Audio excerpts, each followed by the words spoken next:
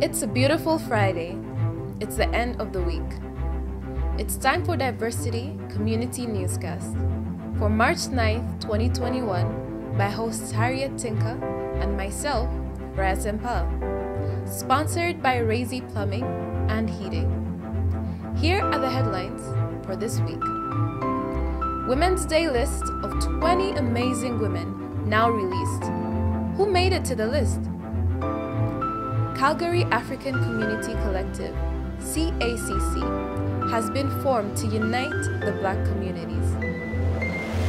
Meghan Markle and Prince Harry tell Oprah all the glitter is not gold. Diversity TV and Coronavirus Project School Times brings to you, after this newscast, a panel on how to find work during the tough period of COVID-19 pandemic. Now the news in detail with Harriet, Tinka.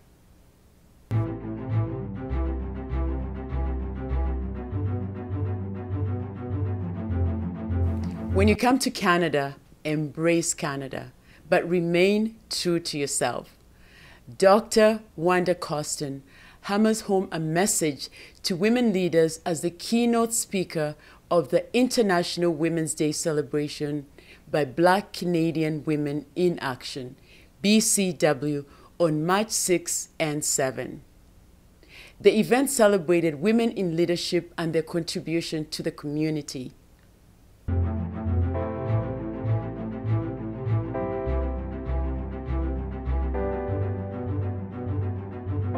Meghan Markle and Prince Harry tells Oprah all that glitters is not gold. Rayyah, have you been paying attention to this story? Of course, the whole world has been paying attention, and over the weekend, Harry and Meghan dropped this bombshell interview with Oprah where they exposed the royal family. And yeah, I guess there's no one who didn't watch it, but I didn't see all the interview, but I'm sure you watched a lot of it. You bet. Let me weigh in.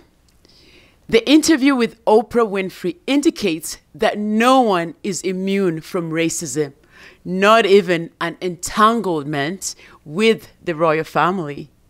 In the interview, Meghan and Prince Harry told Oprah the challenges they faced, including racism, and Meghan also said that she even considered suicide. That is shocking.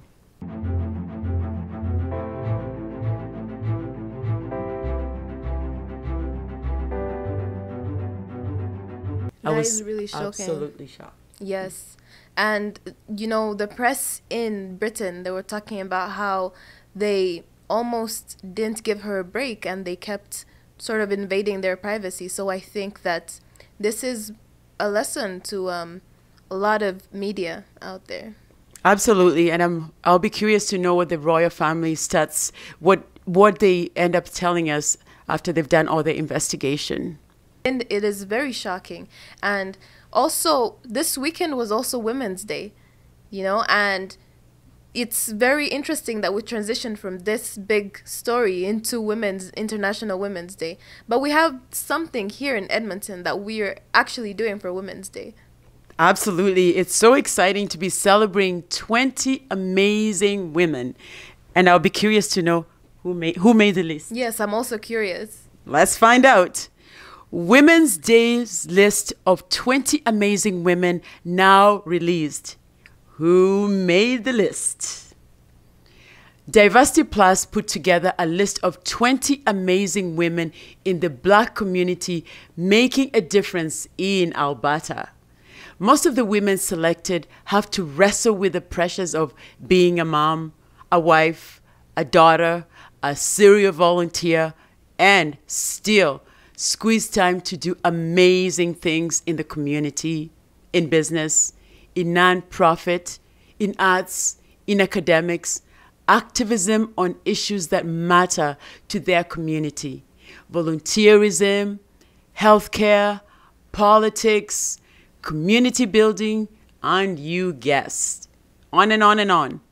This is a lot on a woman who's trying to make an impact and also make a difference in the community. Yes, it is a lot. And when you were reading that, I was like, wow, I feel exhausted just listening to that. But let's find out who these women are. Absolutely. As we peel out each woman on the flyer each day and share their work, we'll be putting together another list of fantastic women in the broader community. Please keep doing the good work, even if you don't make our list this time. We're so proud of all you fantastic women out there, making it happen at home, wrestling daily to give the kids a bright future at work, in the community, in your business, on your project, in withering your challenges, in your dreams and aspirations for a better tomorrow. A very happy Women's Day 2021. For more stories of women doing fantastic work in the community, please go to www.diversitymag.ca. Happy Women's Day, Harriet. Oh, thank you. Now, I've been watching a lot of women, and I know there's so many unsung heroes out there who do things behind the scenes, but they're not recognized. But I don't want any woman who didn't make the list to say, well, I'm not going to do anything good in the community. Nobody's recognizing me. Yes, and as you said before, there's another list that they can look forward to. Mm-hmm. And I think a lot of the women do things not because they want to be recognized, because they want to make that impact and make a difference in the community. Do you know a woman who should be on this list that you think should be on but didn't make the list, but one day will make the list? I will hold off on that and I'll get back to you, but I have a few women in mind. I thought you were going to say me, myself, and I. It's always good to recognize yourself as well. Nothing wrong with that. Here is the list you've been waiting for. Rayyah, please walk us through the list. Yes, here are the 20 women that you've all been waiting for. Neva Perot, Sidoni Warren, Dr. Unati Makiwane, Adora Nwofor, Yinka Oladele, Ejebola Adetokumbo Taiwo, Jibs Adoye Abitoye, Moji Ajele, Bukola Salami, Morineke Eniola Olasibikan, our very own Harriet Tinka, Charity Durowa, Regina Oluwadairo, Joy Thomas, Wanda Costin, Jean Lehman, Halima Ali, Andrea Cox, Zainab Mahamud, and Regina Opon. Wow, that's quite a list. And if anybody's name was mispronounced, we do apologize. We did our best to pronounce the names. I want to thank all of you, 20 women, for the International Women's Day. That's a big deal. I also want to thank Diversity TV for also recognizing me as part of the list. I know for all those women that do what they don't do it to be recognized. They do it because they love what they do. But when you recognize, that's like icing on the cake. So thank you, ladies, for what you're doing. Continue to impact the world. We need more of you. And those of you who have not been recognized, fear not. You are still unsung heroes. And I want all of you to continue doing the great work you do, on scene or even behind the scene. Thank you so much.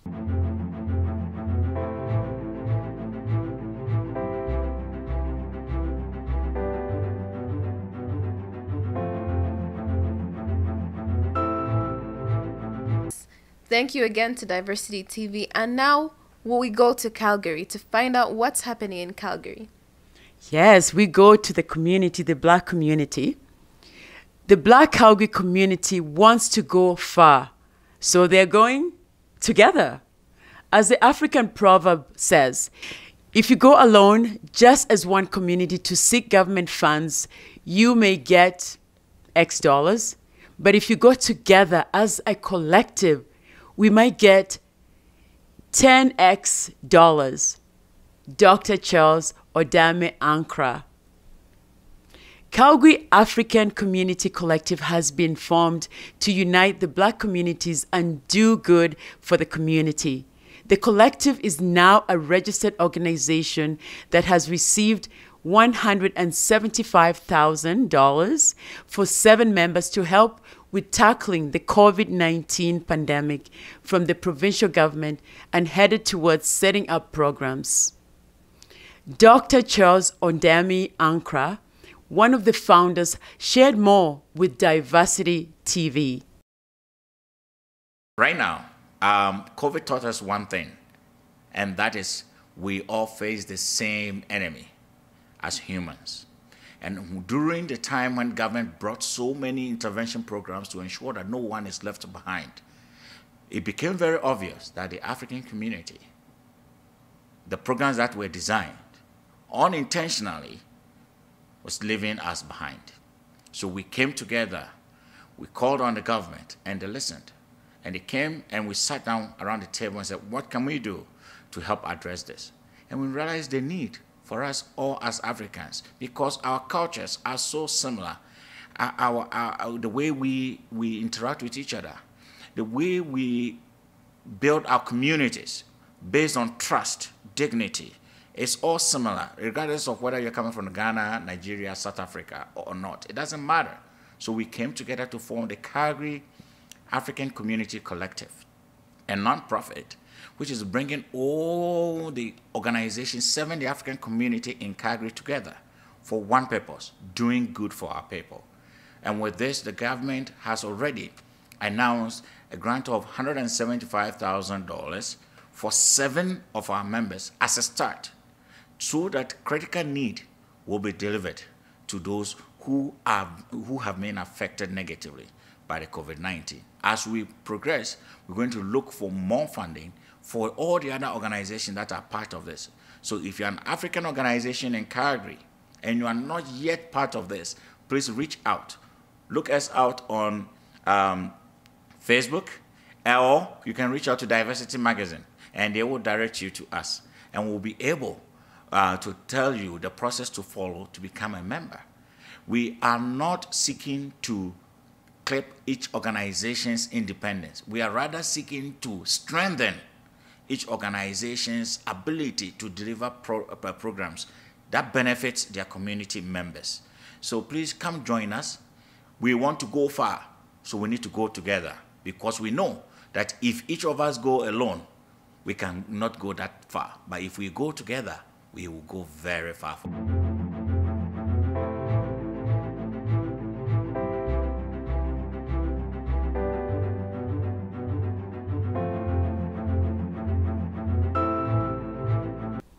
Ooh, I'm so excited. We get to my favorite part of the show, because I love fashion and I love shopping. Yes, this section is about men's fashion, actually. And today we're going to be talking about ties. Ties, yes. Do you know that I know how to tie a tie better than anyone? I am willing to challenge anyone out there to tie a tie better than me. Well, that sounds like a tongue twister. I love it. Suiting men up for fashion of the week. There's color and beauty in the horizon as spring nears and Black History Month winds up. A colorful, eye-catching men tie set will not be a bad idea for your man or a friend. A handcrafted African wax print or Ankara.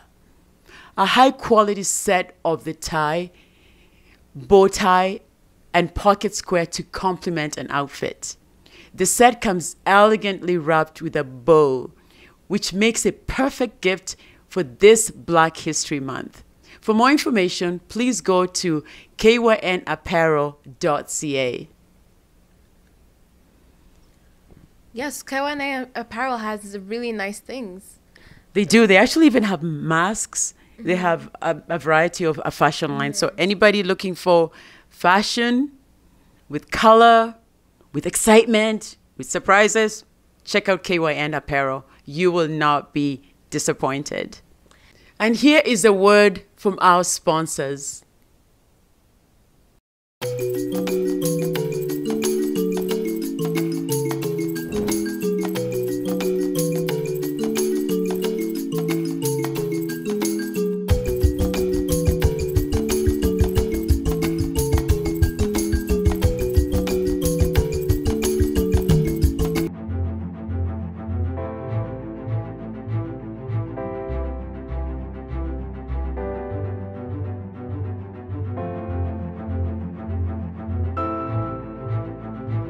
know that we have home-based films produced here in Alberta.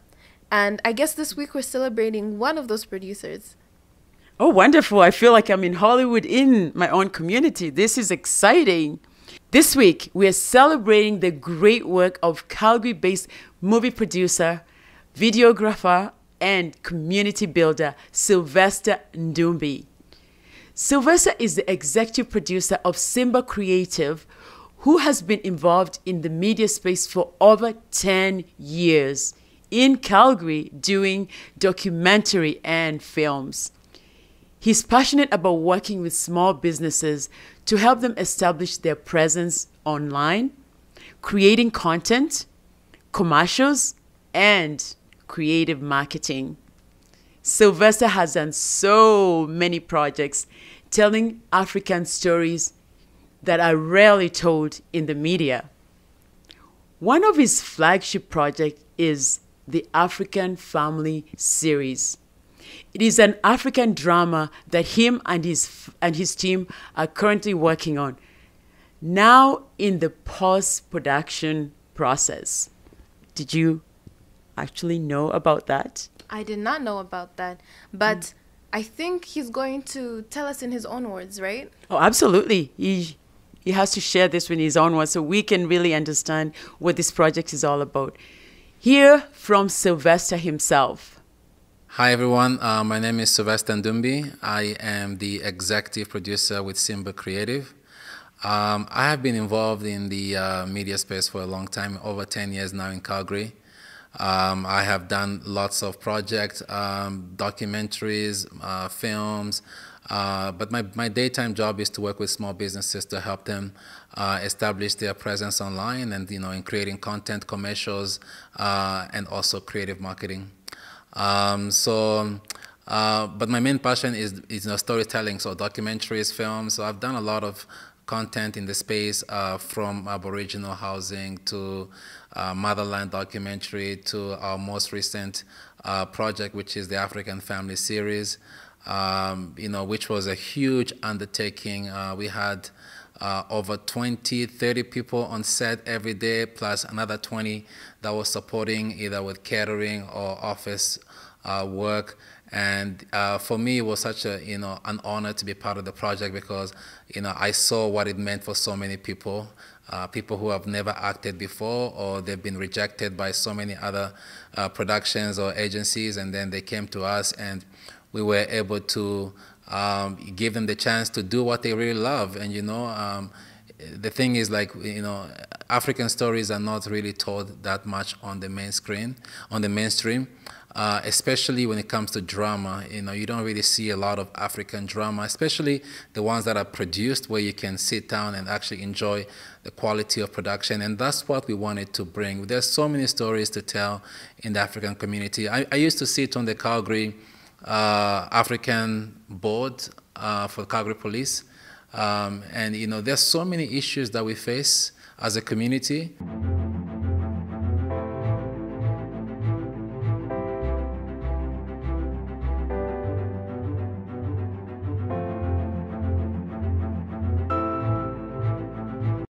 So Harriet, coronavirus in the community. What's happening right now? Can you update us? You bet. That's a topic that never gets old. The Coronavirus Project Cool Times. Update from the Chief Medical Officer of Health, Dr. Dina Henshaw. We have administered about 297.6K vaccine doses. 91K plus Albertans are now fully immunized.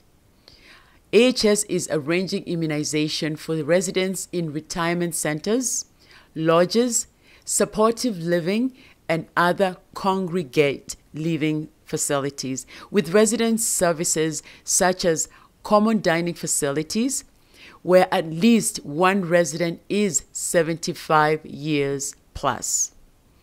AHS has contacted eligible facilities directly. Work camps, condo complexes for people over a certain age, and retirement communities are not considered congregate living facilities for this stage. People in this setting may book vaccine appointments through AHS or a participating pharmacy when eligible. Spots are still available for Albertans age 75 and over. If you haven't booked your vaccine yet, please do so as soon as possible. Appointments are available at a participating pharmacy through AHS by calling 811 or booking online. Effective March 10, AHS will offer AstraZeneca vaccine to Albertans age 64 and First Nations, Métis and Inuit people age 49 with no severe chronic illnesses.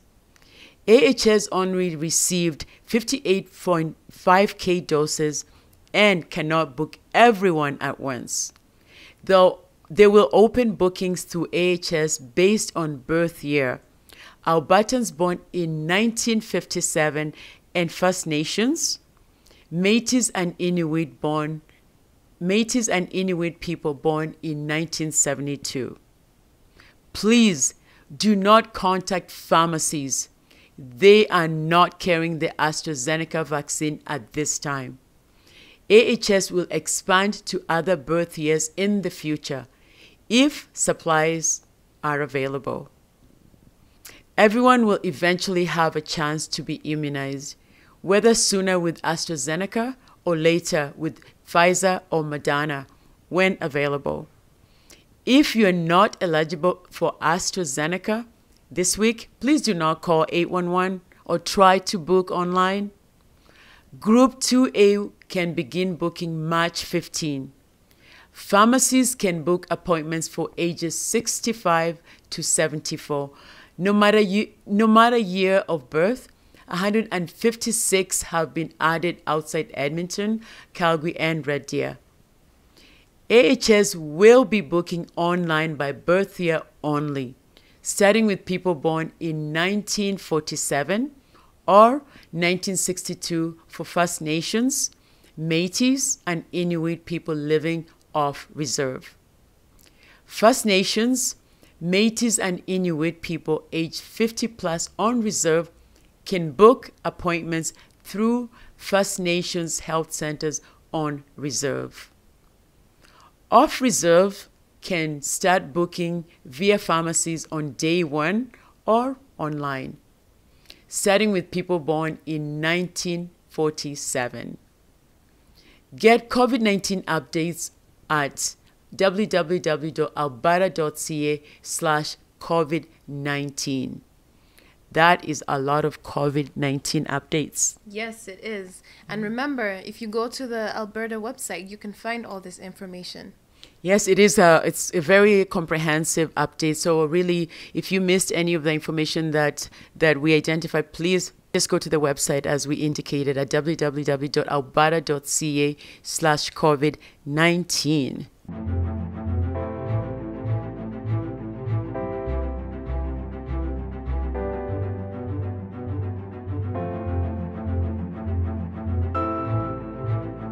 So now we're going to go in international news. Let's fly out of Canada and actually go to Britain. What is the buzzword right now? I think it could be soccer, because I know they do like soccer. They like soccer. But it's not soccer, is it, Harriet? I don't know. Let's find out.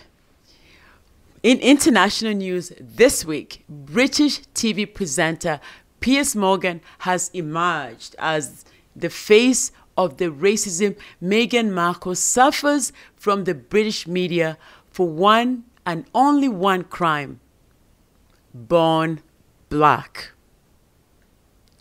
Again and again, following Piers' exit from Good Morning Britain, he went as far as suggesting that Meghan was a liar and defended that accusation as freedom of speech and opinion.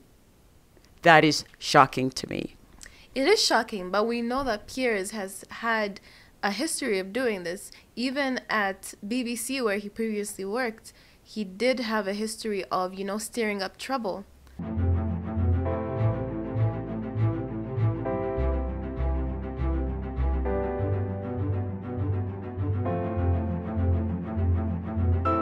let's fly back into Canada and go towards food. Oh, food. Now you're talking my language. Fashion is my thing. Food even better. So, what do we have for dish of the week this week? Dish of the week. Yum yum dumplings. Do you like dumplings? I love dumplings. Well, if you love dumplings, you are in for a nice treat. Dumplings are pieces of dough wrapped around a filling or dough with no filling and deep fried. Yum. The dough can be based on bread, flour, or potatoes and may be filled with meat, fish, cheese, vegetable, fruits, or sweets. Let's go down to Crazy Jerk restaurant in Calgary to join Chef Joshua in the cooking of this small, crunchy, ball-like delicacy.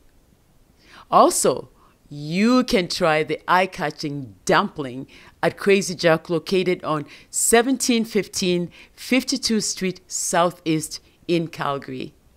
The dough for the fried dumpling, right? It consists of just flour, salt, sugar, and baking powder, and butter, and water, obviously. That creates the dough. I'm just going to sprinkle it to dry it out a little bit. We'll take a piece, right about so. So make about a golf ball size. Alright. And I'm just going to lower them into the oil. Like so. We can fit about 20 in each basket.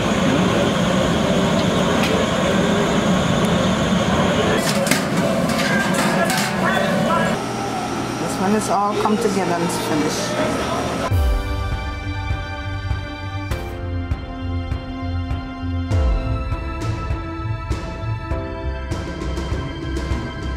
Moving on, we have more announcements this week. You betcha. There is announcement. Edmonton will host a very important diversity conference this summer on July 6 to 10 at 9 a.m., inviting big names like Dr. Martin Luther King Jr. III. Please go to www.diversityconference.ca to get your tickets. I know a lot of students are always looking for scholarships, they're looking for bursaries, they're looking for grants. And there's always opportunities to go out there and apply. And there's a great opportunity for students right now to take advantage of this upcoming application. Yes, the University of Alberta is now accepting applications from Black high school students for the University of Alberta Black Youth Mentorship and Leadership Program. This is an interdisciplinary program that seeks to socially and economically empower Black youths. More information about the program is on their website. The application deadline is April 15th. Harriet, what is happening within politics in Alberta right now? Well, Alberta President of Treasury Board and Minister of Finance Travis Choose presented the provincial budget on February 25th, 2021. We know from Edmonton and Calgary mayors that the budget is not friendly to cities and university. But is it tackling one of the greatest challenges facing multicultural communities in Alberta? Racism? In a period where Muslim women are attacked on the streets in plain sight and students form groups to fight Black supremacy. We will be inviting Leela Ahir, Alberta's Minister of Culture, Multiculturalism and Status of Women, to tell us if there's any financial allocation in this new budget geared towards tackling racism and all its forms. Learn more on this budget on www.alberta.ca. Now, appraising a home. What are your thoughts on that? I think going back to what we just talked about racism, this is a topic that a lot of Black people face, where a home is appraised more when they're white versus when they're black. But we'd ask our audience, could your home appraisal be lower than what it really was because of your ethnicity? Do you need another one? CBC Marketplace found in a test that racial discrimination exists in the appraisal industry. They found that through a test with CBC employees of white, black, and South Asian background posed as homeowners of the same detached house in Oakville, Ontario, 2 appraisals were booked for each homeowner, and the visits were documented with hidden cameras. Here are the results. The first black appraisal was significantly lower, followed by the Indian, and then the white. Always get a second opinion. Absolutely, I agree. I know a few years back when I was looking for a house, second opinions do matter because not everybody's going to be consistent. So if you can get that second opinion, do it. There's going to be a panel discussion happening. What's it going to be about? This actually flows with what we were just discussing earlier about racism. Now, the Edmonton Interfaith Center, EIC, and the Canadian Multicultural Education Foundation, CMEF, will be holding a panel discussion over Zoom on Sunday, March 21st from 1 to 2:30 for the United Nations International Day for the Elimination of the Racial Discrimination. I will actually be hosting and moderating that event, so I am absolutely excited about that. Well, we'll be watching out for you, Harriet, and hopefully our audience will also tune in to watch Harriet on this Zoom panel. It will be very interesting and very informative, and I can't wait to see all of you watch that show. Coming up next, we have a panel for you with 2 community organizations that are going to tell you and teach you some tips on how to successfully job search within this COVID-19 period. Don't go away and stay tuned. You bet, because you're going to learn some really good tips, as Rayyah just said. How can you get a job during COVID-19 and still be hopeful? Thank you for watching Diversity Community TV Newscast. I'm Harriet Tinka. And I'm your other host, Rayyah Sempala. You can find us on Facebook, Instagram, and YouTube as well. And be sure to hit that notification button and subscribe so that you are the first to get the news as we upload it. We also have a website, www.diversityplus.ca. See you next week.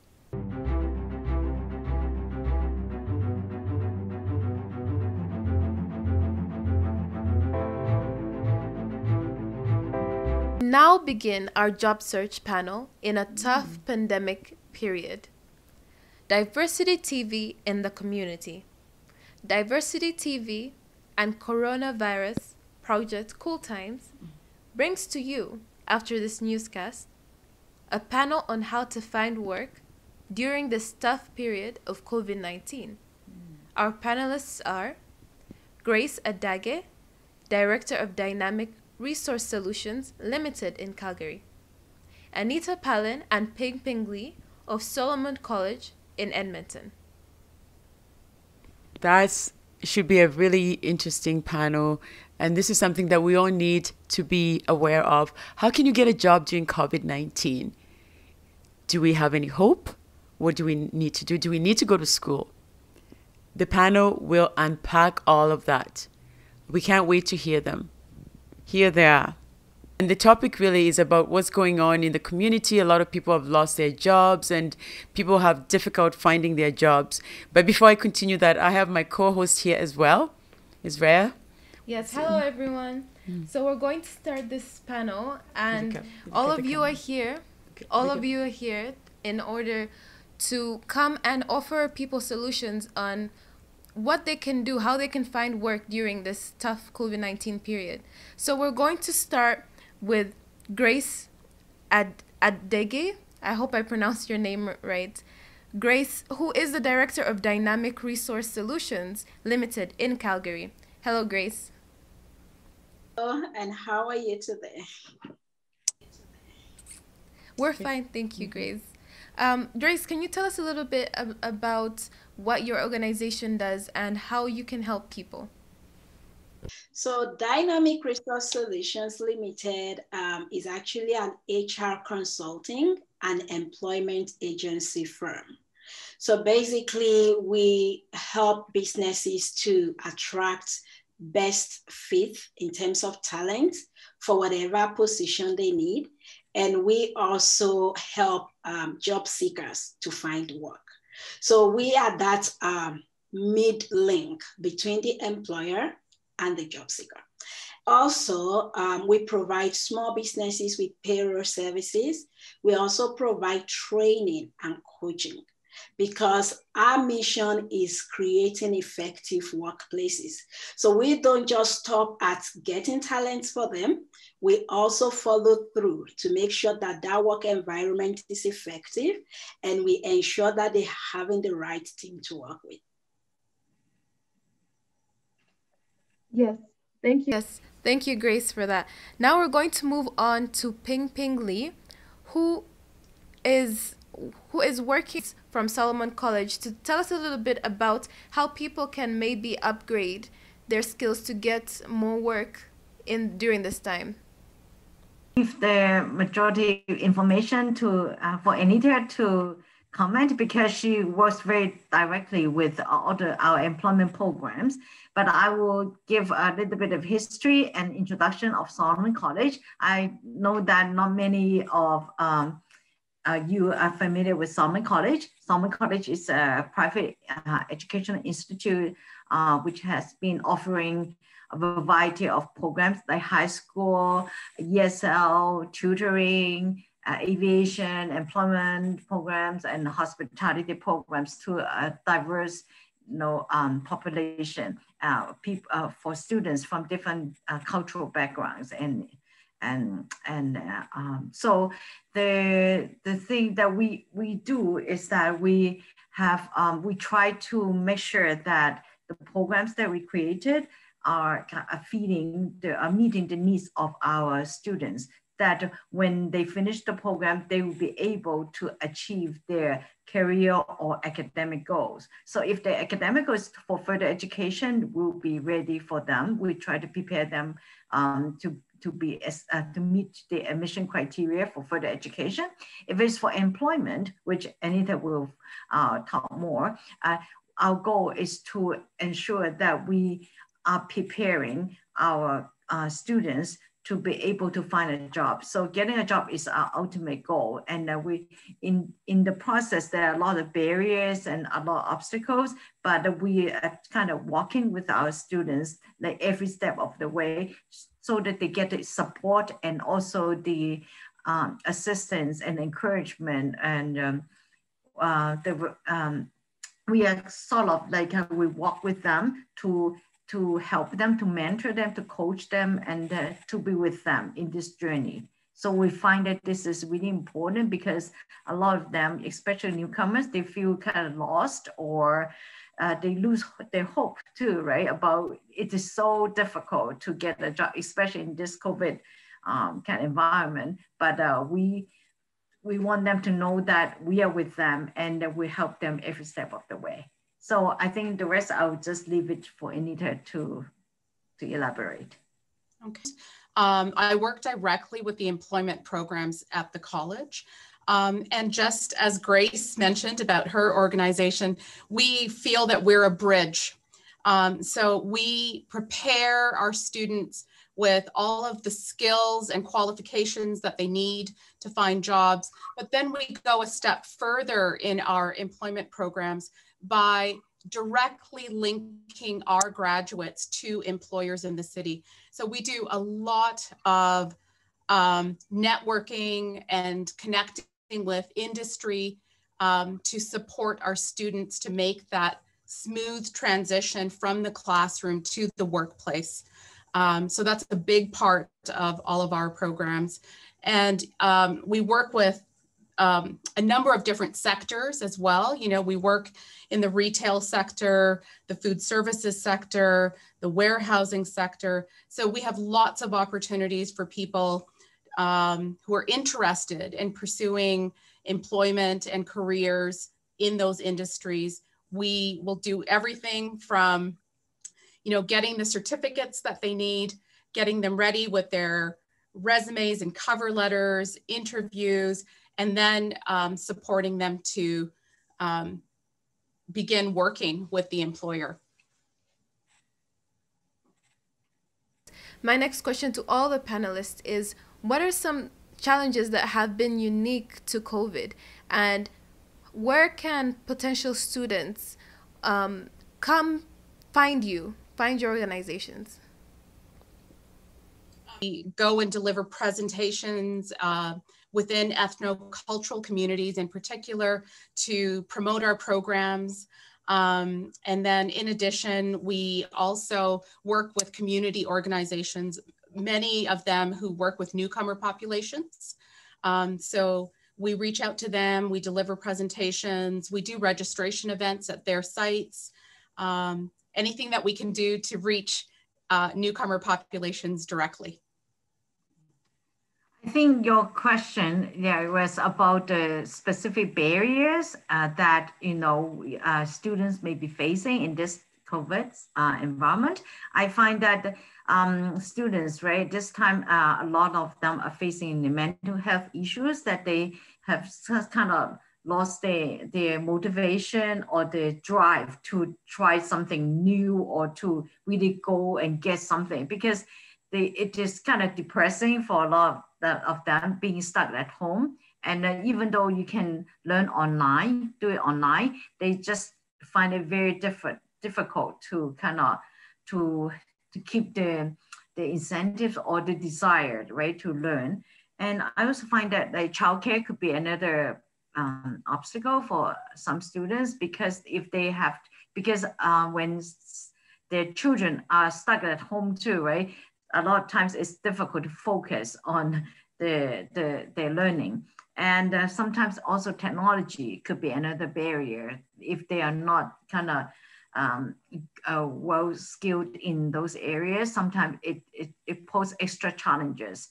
And especially for newcomers, it's not only language, right? Language is one thing, and technology is another area that they have to overcome. So I find that these are the obstacles or barriers that I see in this at this time.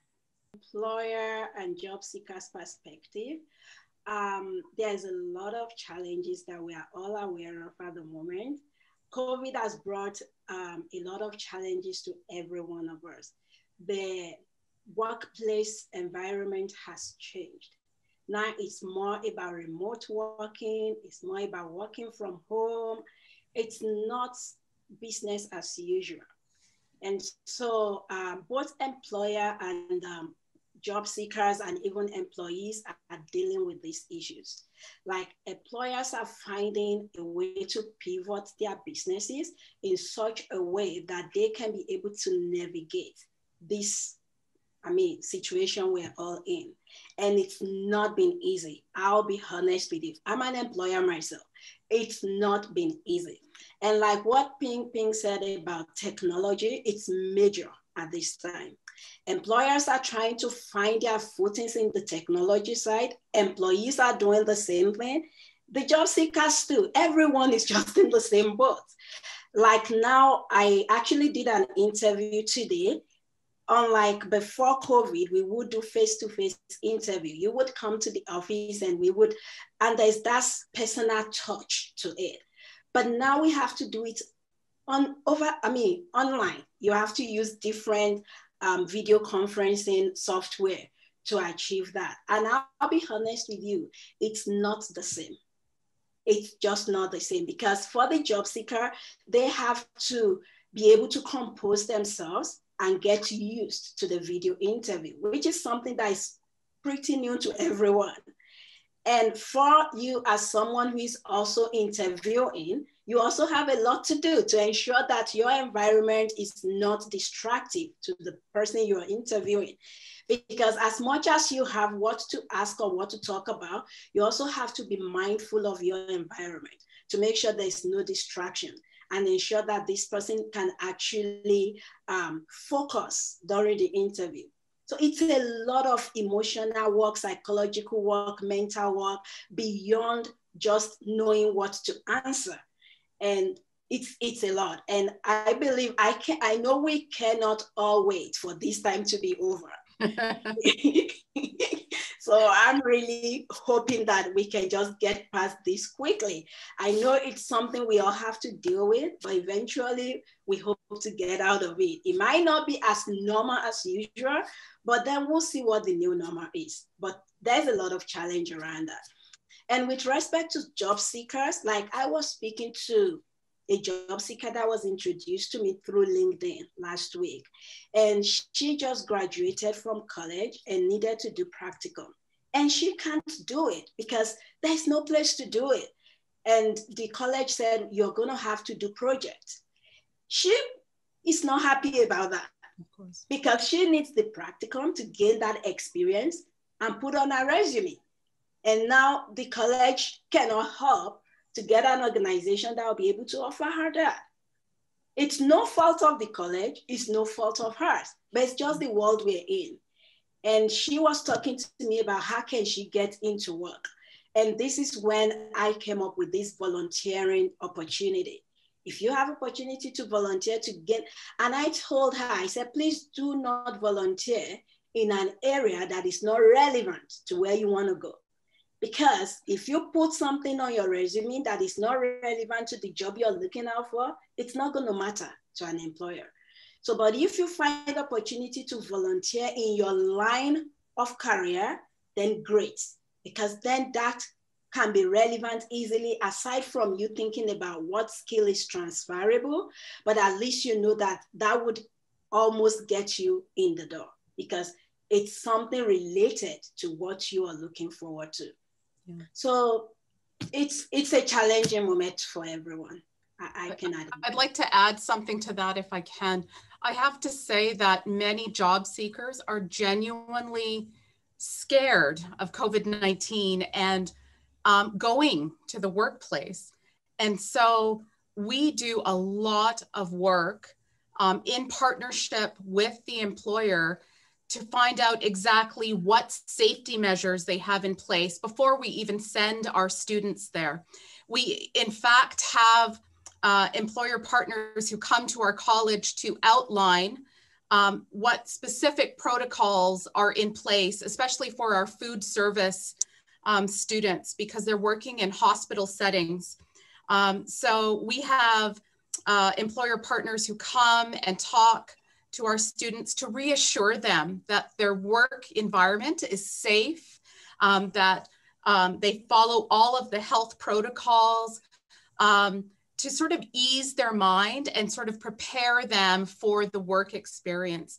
I can really understand, or what Grace is saying really resonates, because arranging these practical opportunities, which are so vital and valuable, is very difficult at this moment. And so I agree that I can't wait for this period of time to be over. I want to move on to something else. 2022, come on. Well, thank you to everyone. Thank you to Ping Ping and Anita from Solomon College and Grace as well. Before we end this panel, we'd like to know, Diversity would like to know if there's anything you would like our audience to know. Yeah, I think that I would like people to know that there are supports available. Solomon College is one support that people can certainly come to us. We will take you from the very beginning. We will help train you. We will get all of your certificates in place. We will help you with the employment preparation, and we will actually connect you with the employer. And we'll do it in a way that is sensitive. We know that many people are going through mental health issues and family challenges. So we want to be a supportive place for newcomers. All right, so for me, what I would like to leave with the viewers from job search perspective is keep searching. Don't give up, there's job out there. And also I want to say, cast a wider net. This is not the time to say, if I don't get this, I'm not gonna move. As long as the skills you're getting is transferable, that is fine. So cast a wider net, and also leverage on online networking. You know, there's no room for people to meet in person, but you can actually network online. And when you are in a networking environment online, make it an intentional thing to at least connect with one person and add them to your LinkedIn and keep touch with them, because you don't know where that job would come from. And I believe that this will help you. Don't give up. We will pull through this together. Thank you. And if they also need help on their resume, they can always reach out to me. I can send you my website. I believe you have it already. If not, I can send it to you. And they can also connect with me on LinkedIn. It's still the same Grace Adage on LinkedIn. And whatever help I can give to anyone at this time, I'm all out. For me, I think just a recent experience, right, with some Canadian-born students who are looking for work. Actually, I just found out that not everyone is very skilled in all the training. They did not even have the proper training about getting a job, how to write proper resume, how to go for an interview. It was just shocking for me. So I just don't want people to give up hope that oh, I think I cannot compete with Canadians, and then they're all better, their language is no problem, they can sell themselves, market themselves. Actually, every one of you has unique skills and potentials that are, the employers are looking for. So do not think that you are not able to compete with the local people, and you can do it. But it's a lot of hard work, I believe. So much, everybody. Thank you, Grace. Thank you, Ping Pong, and as well as Anita. You have actually shared so much for our audience. I like the way you said that you are the bridge. So that really is very symbolic. It really gives the audience some hope, and you've covered so much. Now we know where the audience will know where to go if they have any things that they want to, the gap that they want to close. They know they can go to Solomon, they can go to any of the organization. So thank you for sharing, and you've really let people know that being vulnerable is okay. Like if you're scared or nervous, going through mental health, everybody's going through the same thing. And you're the bridge for all these things because you do cover them in your program. And I do like the fact that you meet people where they are. You don't want to change them. You meet them where they are, and you go from there and you work with them until they get to where they need to be. So thank you so much. Thank you for that power of intention. Love it. You have given us all hope. There is hope even during COVID-19. And I agree with you, Anita. I can't wait for all this to be over. Where is that 2022 we're waiting for? It's coming. But in the meantime, we'll continue to be hopeful. So thank you again. We'll see you soon.